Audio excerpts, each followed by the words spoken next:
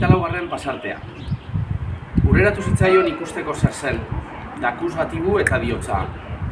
Nire ongile prestua ez larritu, neuna izasko zu ateratzeko arrisku horretatik. Ez daukat astuta zer zor dizudan, nolako hitza eman izun. Zagutxoak igo zuen soka edo gatibu zeukate lokarri sendoetara. Gutxika urratu zituen hortzekin. Irten zuen lehoiak kalte gabe, eta esaten dio.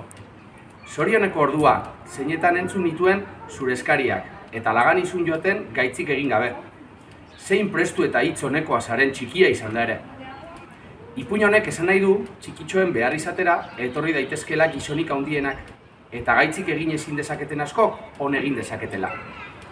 Irakasten ere badu, eskertsu izaten, eta ez ahazten hartu diren mesedeak. Dionak ez dut inoren beharrik, burua dauka galdurik.